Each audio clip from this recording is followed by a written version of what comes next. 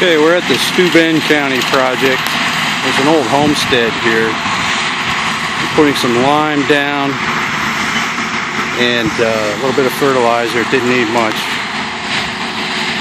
And then we're going to till all that in and put this in fruit plot. Over here is some apple trees that should be pruned up and fertilized. It draws a lot of deer.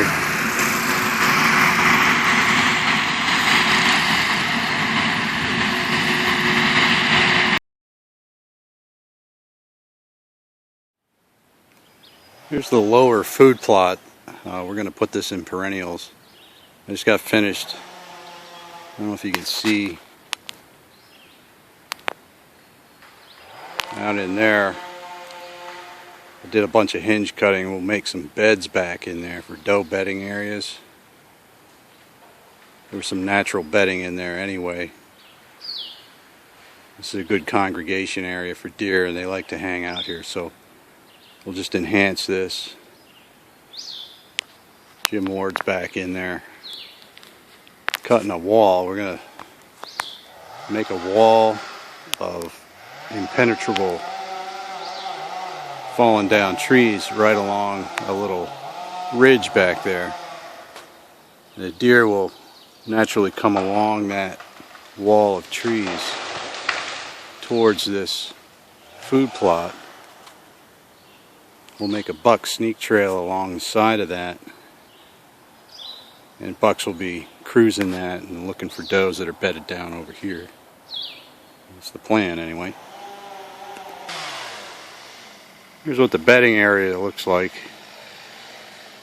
We'll go in there afterwards and make some specific beds, but right now we're just trying to get a bunch of trees down. There's a lot of these old pine wolf trees that aren't worth anything.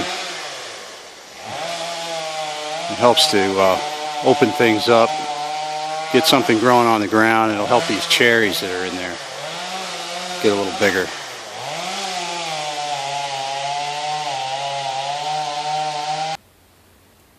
Here's what the impenetrable wall looks like. There's 17 acres of spruce plantation in here, and the deer don't bed down in it. They walk through it to get wherever they're going and disperse from in here. So we're going to hopefully keep them from walking towards the property where they shoot everything, and get them to curve back towards our food, bedding areas, and the neighbor that is more into big buck management. So there's our sneak trail right there, and we're hoping that bucks will start using that to come down along here, go along the impenetrable area. And it's hard to believe, but a deer can scoot right through that stuff and head down. The food plot is right down that way. There's actually a couple of them. There's one over this way too. But you can see this spruce is not any good for deer cover. It's got no food, of course, and deer just don't like to bed down in it, no matter how thick it is. So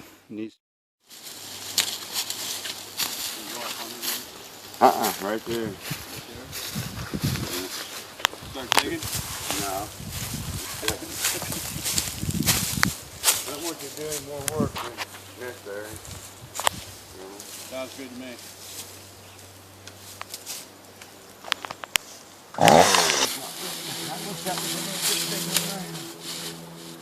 Probably work.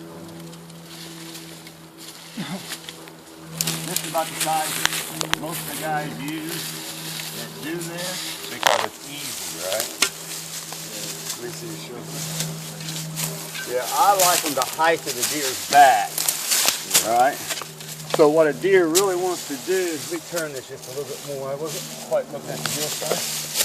What a deer's wanting to do is right here with its legs downhill, so it's not rocking back and forth, right? Mm-hmm. And then you want to make sure it's completely flat where there's no rocks or debris in it. And I normally right off the bat, dig the leaves out of the way. And the reason is, if you're leveling something, and you got organic material in there, and you try to start leveling it with that, in 2 to 3 months, those leaves are going to rot out because the dirt's on top of them now. Then you're going to have a dip there. So, first thing I usually do is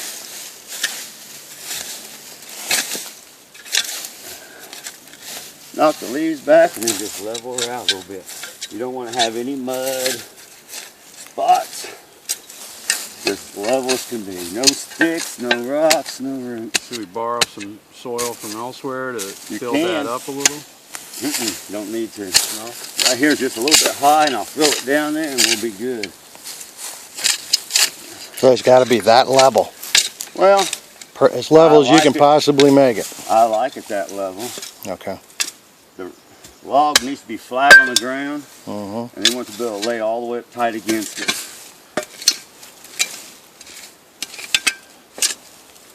There you go.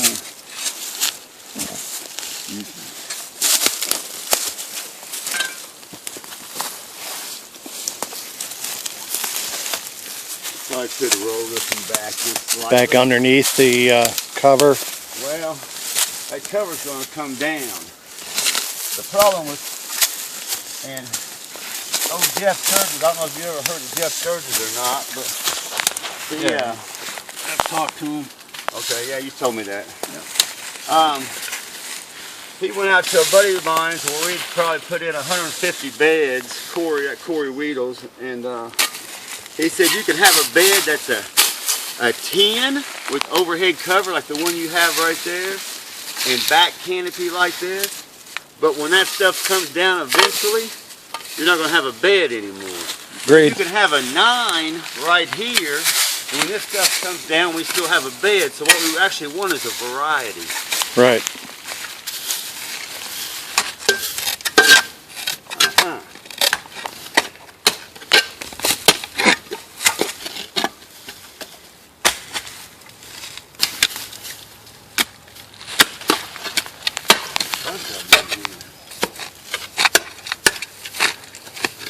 I'm gonna move my log.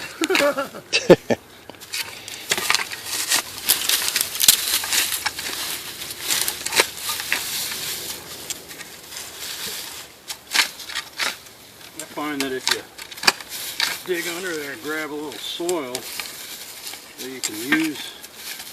Oh no, I agree with you. Sometimes that's real handy to. You get your rocks and roots covered up. Right.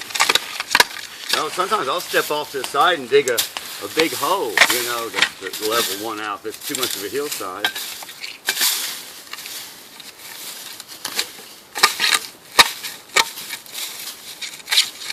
There we are, beauties. Now, 3 things make these beds work, right? We have a cluster of them here for the does, is one thing. The second thing is we're right up against the food plot, because that's where she wants to be dominant. And we got screening cover and overhead canopy and good in and out, so they're not feel trapped in here. We got this bed spot has everything. As long as this food plot comes in enough that they can even get out there and eat, we'll be good. So then we're going to go over here, you know, probably 30 yards away and build another cluster of them.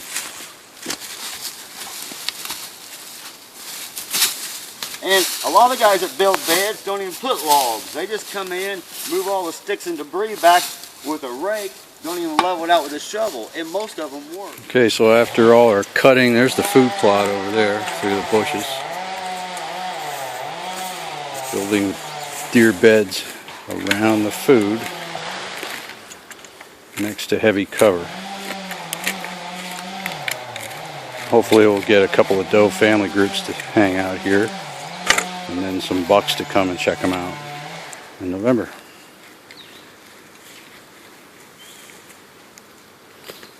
You got it, Bobby? Yes, sir.